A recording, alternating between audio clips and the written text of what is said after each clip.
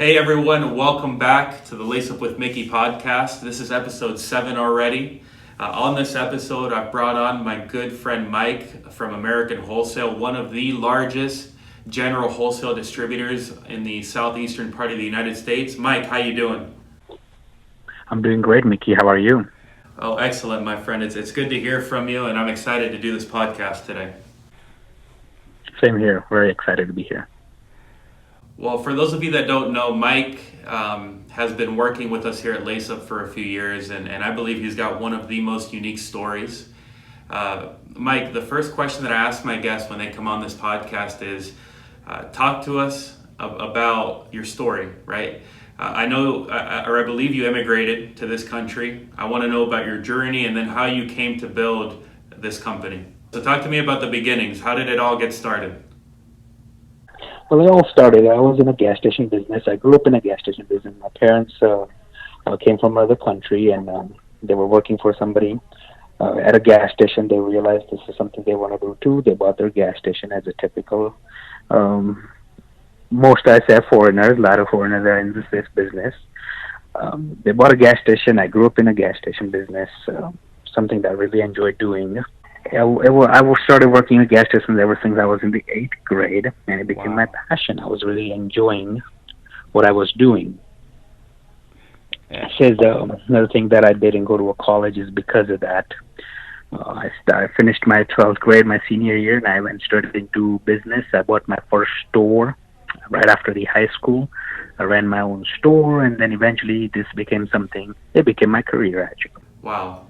So you start working at your parents' gas station. That was the first step, and then you fell in love with it, and you bought your own store after high school? Yes, sir. I bought my own store after high school. That's unbelievable. So you saved the money to buy your own store, and then you were running it on your own back then? Yes, sir. Actually, paying for it was my parents' help. They actually paid for it, but the store was mine. They said, this is your store. You run it however you want it. Mm-hmm. And for us, our family is really close. Everything that is my parents, it becomes mine. And they give me the knowledge, said, hey, everything is yours, but still we want you to stand on your own feet. Do something for yourself and do something that you enjoy doing. And the gas station was one of my things. I really enjoyed working at a gas station. So Mike, you're running this gas station. Talk to me about that experience. How did that go? It was really unique, when we first started. I grew up in it, so I knew most of the ins and ends out of it. But still, after buying my first store, it was something really different because I had to make all the decisions by myself.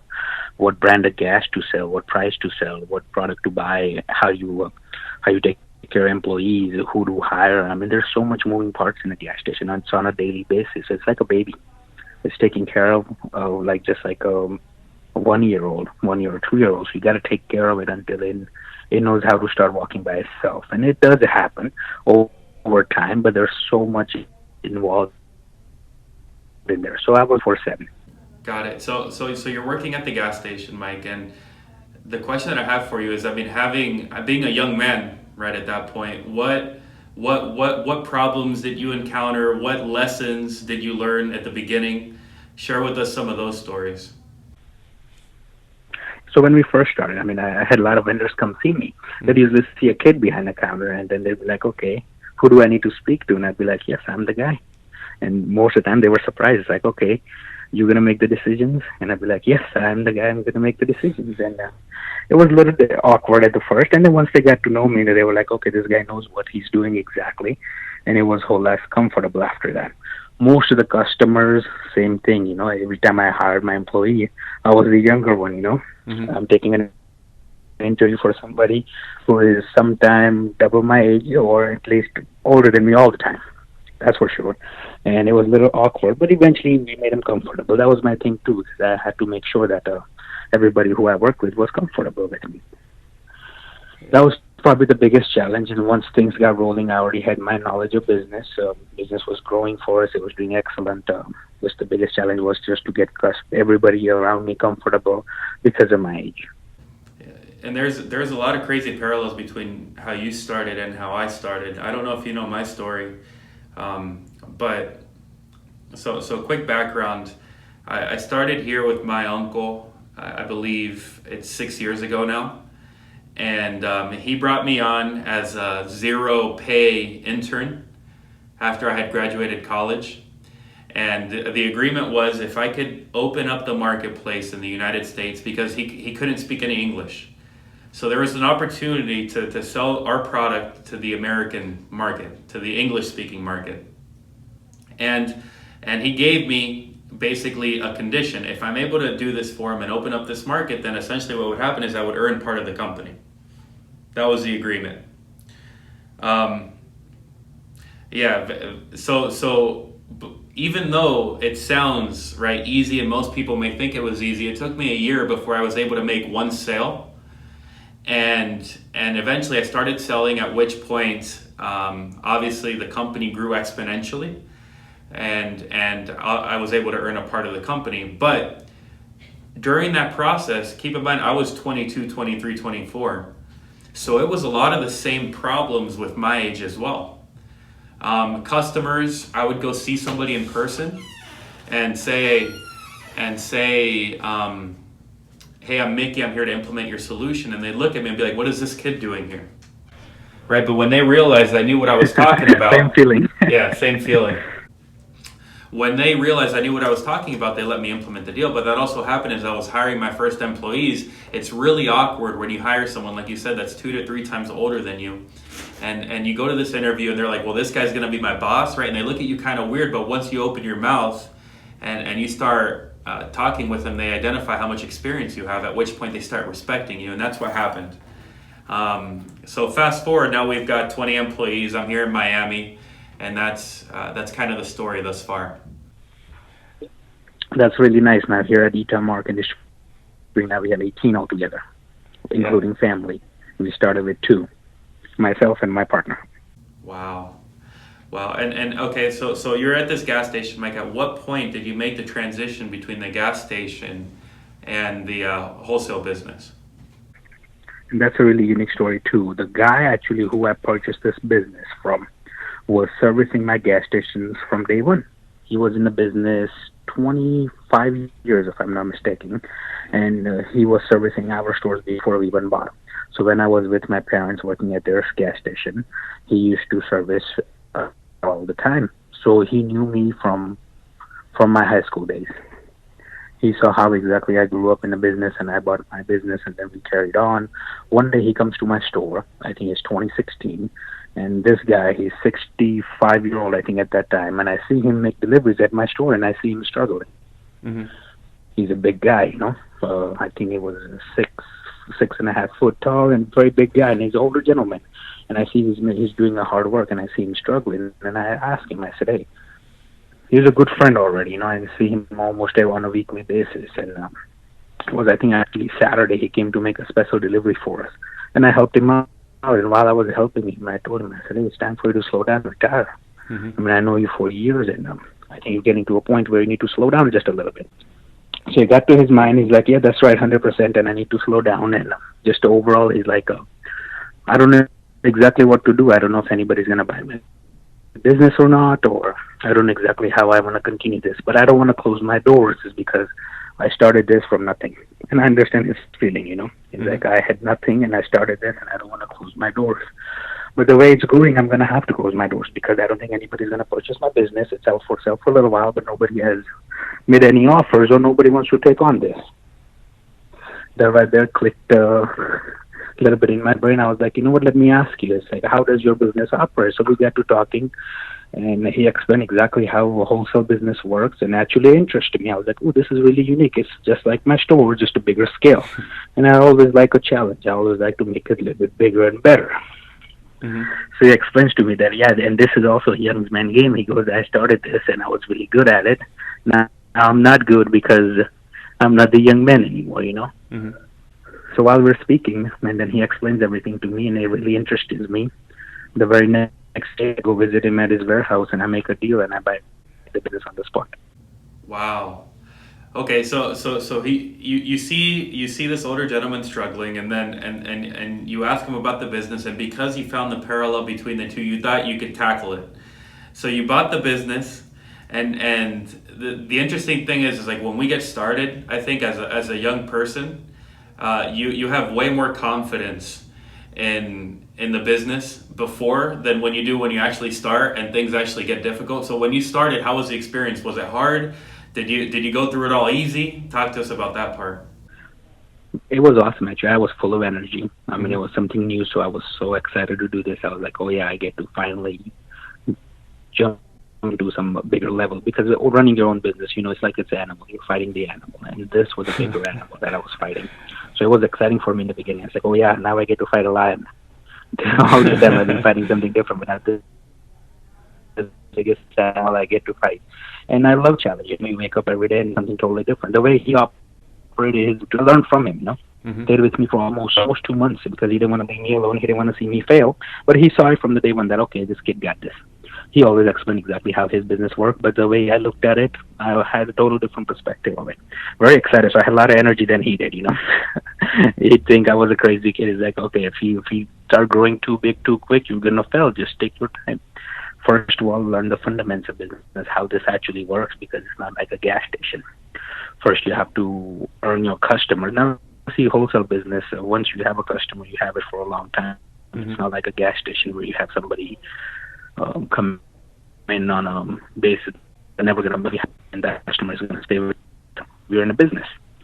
So multiple things we did. First, overall, the image of the business was run down, right? So our customers already knew that this business is not going to exist for a long time. So trying to earn the customer's trust was the hardest thing in the beginning. Most of the customer was thinking we're going to go out of business real soon. Probably within a year, this company will be closed. Some of the customers found out that there's a new owner in there, and then I actually went in many of my customers and told them, hey, I'm the new owner, and I'm going to take care of you from now on, and we're bringing a lot of new products, and we're going to get a sales rep, and everything will be different now. Most of the customer didn't believe that. They're like, okay, how long is this going to last, Because running a whole business is that these people sell the things for a good reason, So Mike, the next question I have for you that is, was the biggest challenge, for sure. so the customers, obviously then they gave you a chance and you were able to make them trust in you because of the service that you provided, right? Or did you have to? Correct. Okay, so it was all about service. So at that point, they thought you were going to go out of business. They thought you were going to go bust, but you came in, you introduced yourself. Hey, I'm Mike. Everything's going to change, and all you did was you kept your word, and they've been your loyal customers ever since. Ever since, yes, sir. Got it. So Mike, now talk to me about how you went. I remember, at least when we started, this was I believe 2 or 3 years ago. Like you said, That's when we started, actually. Yeah, 2 or 3 years ago. That's when you started with the Yes, wholesale that's when I business? Started. That's incredible. So yeah. The last part that I heard was that when you got the company, 2-3 years ago, that you were a paper company, right? And then you wanted a way to automate it all with some tablets, and that's where we came in. Now at that point, so that I had been in the business, or I had been doing LaceUp for about 3 years or so. But at that point I was working, you're going to laugh, I was working out of my garage in Las Vegas still. So the office was here, the office was down here in Miami, but I was in Las Vegas. And the irony is there were 2 garages, mine and then the one here in Miami with my uncle. And then my uncle actually used to have his employees come to his garage to work out of the garage. That was interesting. So that was the office for a little bit. But anyways, so you get some context. That's the stage that we were both at 2 or 3 years ago. Oh yes, the same stage. Yeah, almost. We had our first warehouse, which was really small, and I had one desk that was sitting right as soon as you enter into a warehouse. We open our bay door, and you could see my office. That was my office. I didn't have an office. It was that one desk and one laptop and a printer, and that's it. And that's where we started. Well, honestly, it's the only way to build a business, right? Because when you come in having it easy, right? And when you have a bunch of money, then you end up spending it on a big office and a big desk. But the funny thing is you don't have a business yet. And this happened to me before I started LaceUp. I had another business that was funded, and I felt like I had to spend the money that was invested in me. So I had a fancy office, a fancy desk, I had a basketball hoop, TVs, plasma, or at that time it was plasma TVs hung up on the wall, all kinds of fancy stuff. And guess what? That business ends up going broke.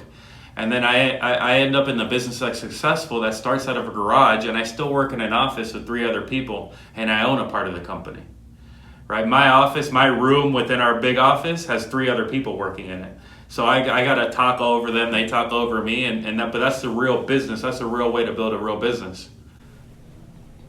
And that's exactly how my office is. I have my office, I have my partner sit right beside me, and somebody else over there. There's 3 people in my office. So while I'm sitting, I'm actually outside, so I don't disturb them, and they don't disturb me right now. Yeah, and that's crazy. And you should have seen before we moved into this big office up here. It's like 4,000 square feet. We used to have one that was like 1,300 square feet, and there was 11 of us in one room for a long time. And that's an amazing experience. Everybody screaming at each other. Yeah, I'd be like, "Shut up, man!" I'd go into it got to the point where me and my uncle, the 2 owners, were in the back room, in the break room, next to the fridge, working in the break room. But anyways, people would come and open the door and whack us in the back or in the face. People would come in and they'd hit the water, the little water dispenser, and it would sound like people were peeing next to you while you were trying to sell on the phone. But crazy things we have to do to run a business, huh? Most people would never imagine. People see the result, right? People see the nice lifestyle and the car and the nice family and everything that you've achieved, but they've got no idea how much work you put in to get it. Exactly. They don't know the sacrifices that we put in. That we put in hours and hours. I mean, there was days that I worked 18 hours on a consistent basis for months straight. Not just me alone, my partner and everybody. Our whole family sacrificed. I stayed away from my family, trying to run this business, trying to get it going. And people just don't see all of it. They only see the results. Now they see my nice office, and I sit in my office, and we're still working. And I tell everybody that works for me, I'm going to work harder than you. You might just not see it all the time, but the day I quit working hard, you won't have a job. And that's how it has to be. Let's talk about that for a minute. I mean, I saw this meme on LinkedIn this morning, and there was 2 sides to the meme. On the top, the boss was sitting on the top of a throne, and he was whipping a couple guys pulling his chair. And then on the bottom of the meme, there was the owner of the company was with the guys pulling it. So there's a huge importance of the business owner being a part of the business and actually dealing with the day-to-day operations, as opposed to being just a boss that tells everybody what to do. I mean, how integral are you a part of your business at this point? Are you still involved in operations? Do you do everything at the business? What do you do these days? I do quite a bit, but I already took on the bigger side of the business. I do the purchasing for the business, and I do pricing for the business, and I take care of the customers. On a day-to-day operation involvement, I try to get out there with my team much as I can. But until we moved into this warehouse, I was the guy. I was the picker, packer. I still drive sometimes if my drivers are not available or something happens and a customer needs something. I'm still the driver for the company. So I hold the highest position in the company, and I hold the lowest position in the company as well. And I tell to my crew that all the time, hey, I'm not ashamed to work at all. And if they see me work hard and they see me get involved with it, they have more respect for me. And they see that, hey, this man doesn't have to do this, yet he's still doing it. So why can't I do this?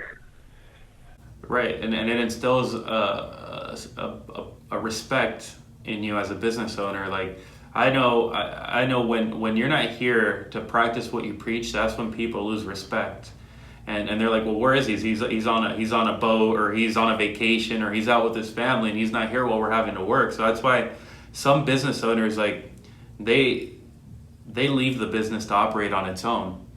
And I'm a firm believer that even when you've made it, quote unquote, like you said, there's no end, but even when you've made it, you still have to be around. You still have to be present, and you still have to be there to help your people. Otherwise, they'll go crazy. They'll do the business at the end of the day will go to shit if you're not there to at least keep an eye on it. So we're 100% on the same page there. Yeah. Exactly. You have to be here. even though I'm not on the floor, but still I'm here and they know my presence. And every day, every morning, I'm here before my staff is, and I'm here after my staff leaves. Oh, man. They see my presence. That's crazy. Me too. First one in, last one out. Always. Yeah, first one in, last one. I open the doors and I close the doors. Mike, that's insane, and it's crazy because for those of you listening out there, I mean, I think that building a business is an 8-hour-a-day job. You have something else coming to you. Yeah, I wish it was an 8-hour job. It's about 24-hour job. And if I had the 8th day in a week, I'd work that day too. 24-hour-day job. And people are like, well, you're not physically there 24 hours. The answer is no, but you have to answer the phone if anyone calls you with a problem, right? That's what you're referring to? Exactly, yeah. So let's just say 4 o'clock in the morning, I have a driver that leaves. If there's an issue, he's going to call me. And before the day is over, it's about 9 o'clock at night. If something happens, or if I'm not there, the business, or if I am the one closing the door, if something happens, I still have to respond. 4 a.m. to 9 p.m. is just common. And then middle of the night, if somebody, we never had an issue, knock on wood, but if somebody breaks into our building, alarm company, the security player, they're going to call me. Yeah, and that's how it is here too. We had that issues at a gas station. That was a common thing. Somebody would break a glass and try to get in the store, and anything can happen, Somebody pulls the door and the alarm would go off, and I'd be there 2 a.m., 3 a.m., 1 a.m., whatever time it is, I'd be there because the cops have showed up and you have to open the business. They'll go inside, they'll check out, they'll waste about an hour of your time. And still the next day in the morning, 6 a.m. or 5 a.m., you got to be there.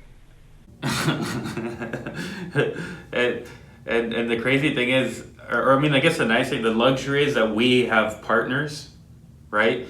People that can help us. Could you imagine doing it by yourself? Without any partners? I couldn't imagine running this wholesale without my partners. It's impossible. It would. We wouldn't be successful. I mean, it's impossible. Yeah, there would be no way to do what we're doing today. No way to expand. No way to grow. Yeah. How many partners do you have? Is it 3 of you, 4 of you?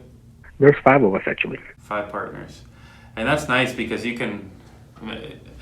That's really nice. That's really and let me ask you something. How do you come to a decision if you have a question or like let's say you have a big decision coming up like and half the group is in one camp and the other half is in the other camp. Do you guys take it to a vote or does one of you ultimately decide?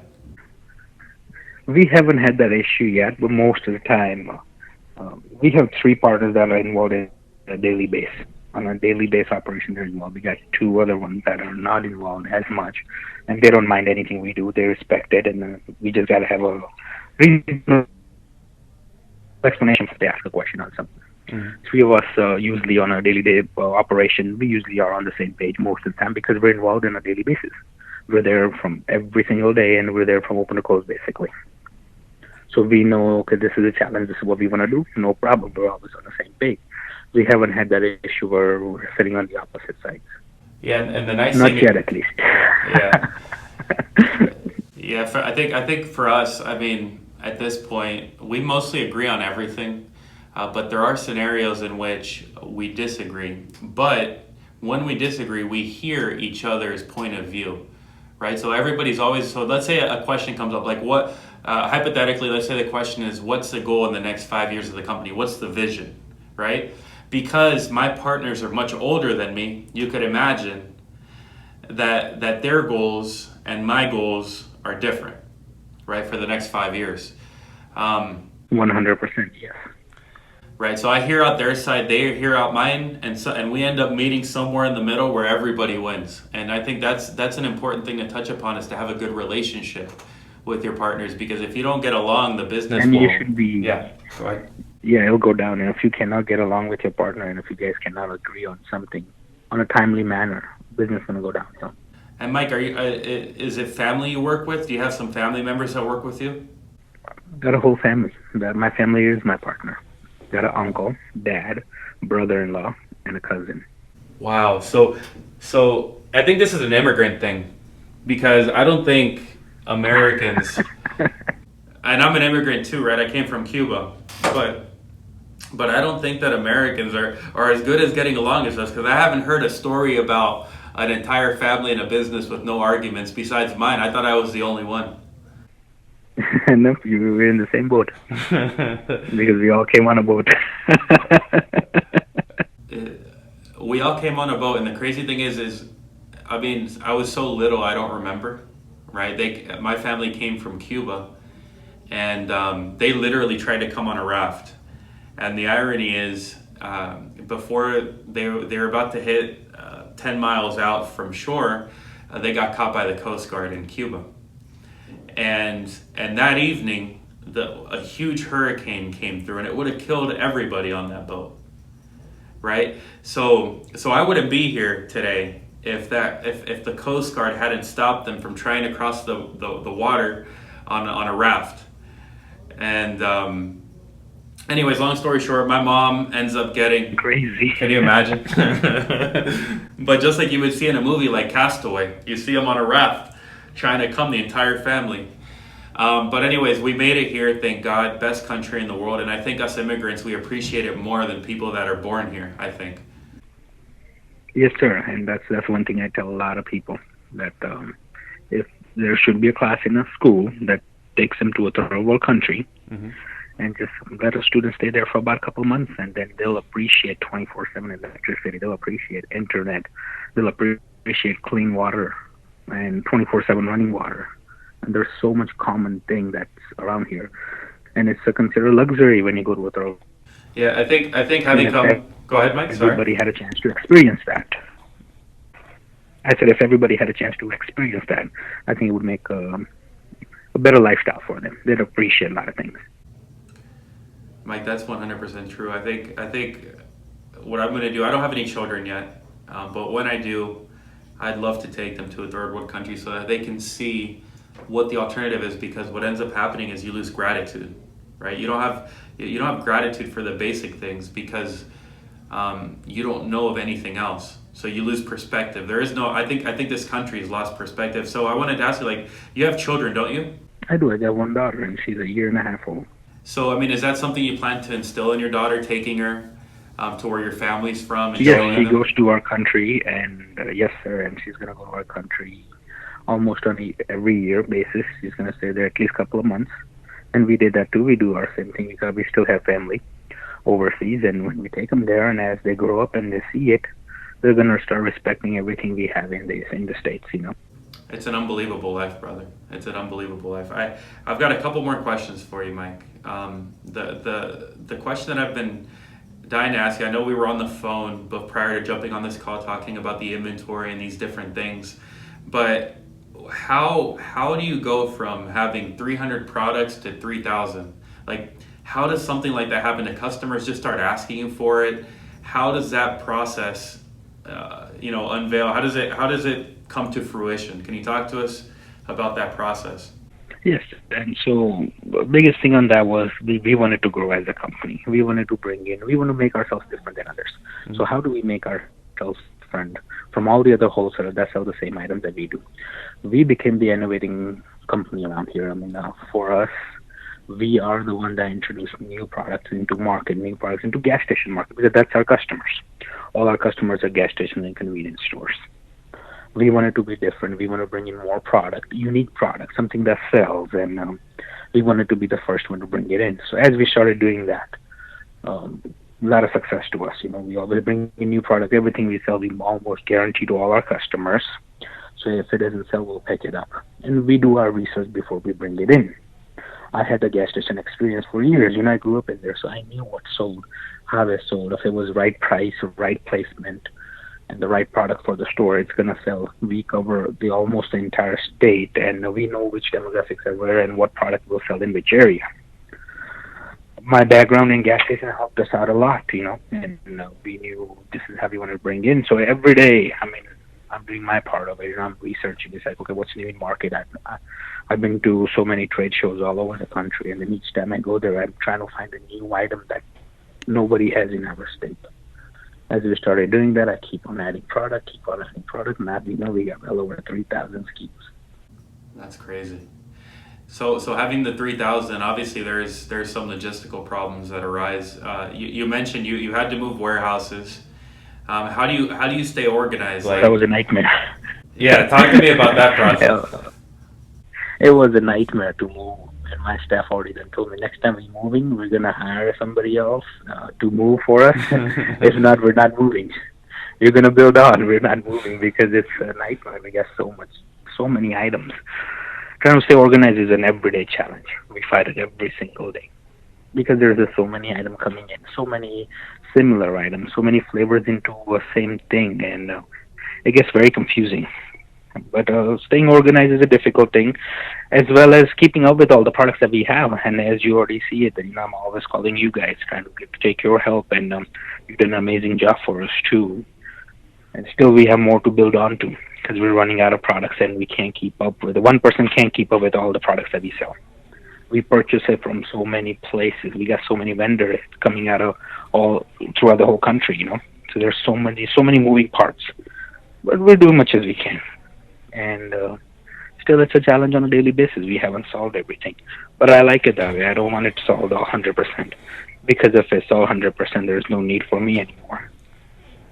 I know, and it's crazy because every day you come in now having this many products, this many vendors, these many employees. I would imagine just like us, there's problems every single day, new problems. And new problems. We don't finish solving the first problem. We got a second one coming. Plus, as we expand, we came into more problems that we never had before.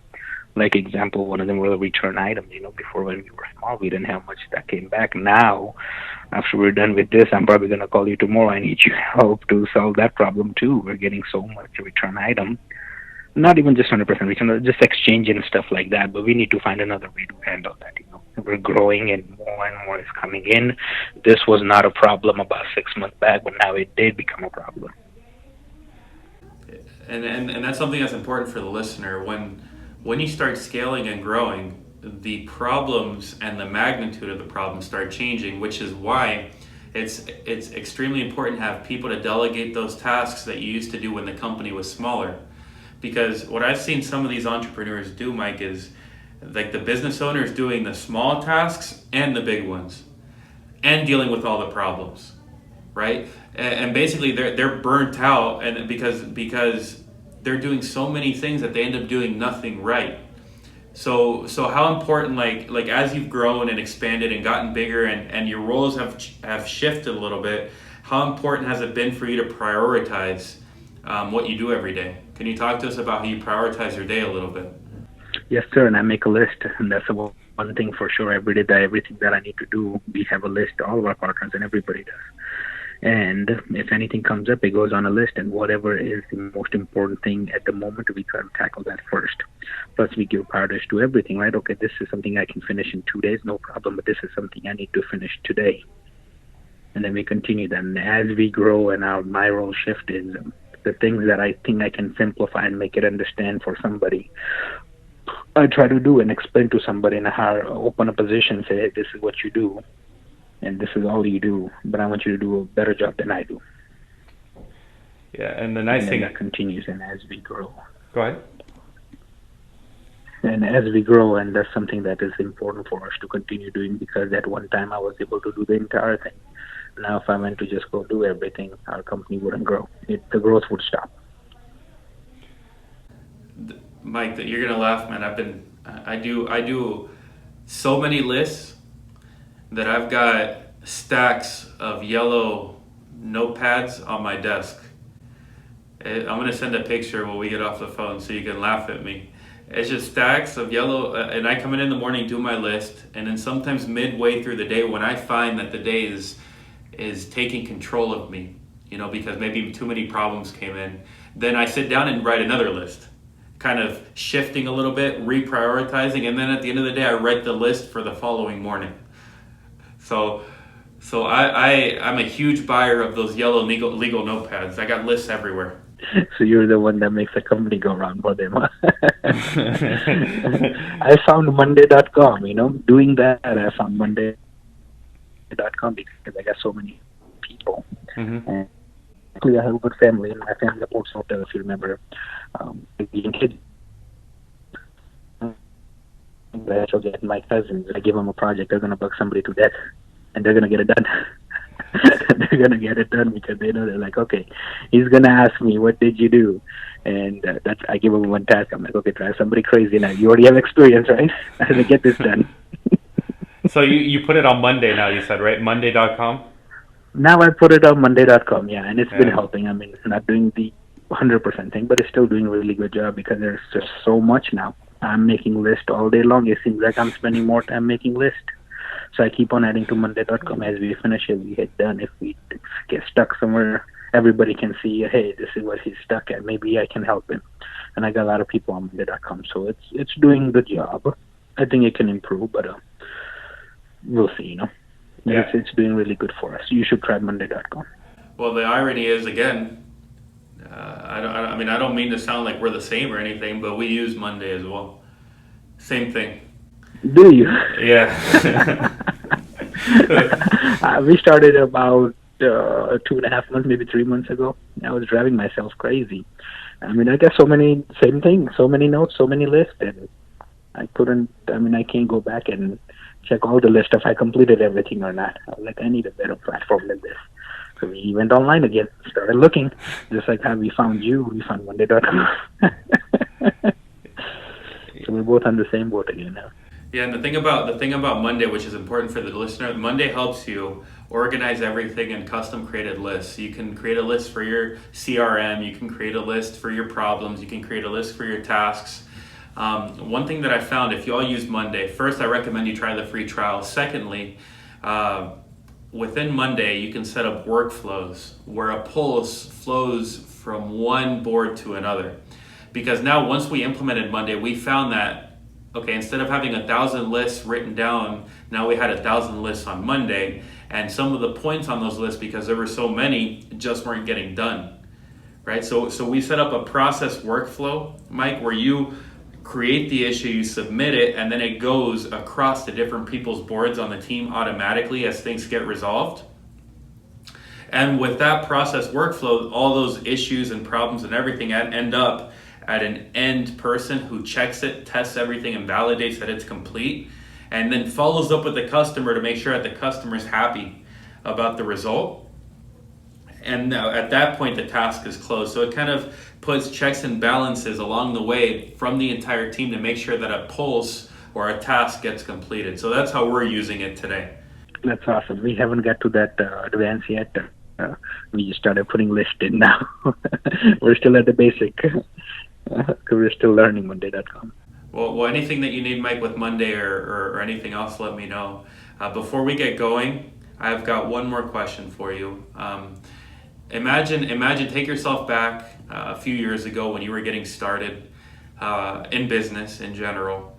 What's one tip that you could give to somebody listening to this podcast that would help them be able to avoid a tragic mistake or be able to sidestep something unfortunate in their business? What's a tip that you would give the listener?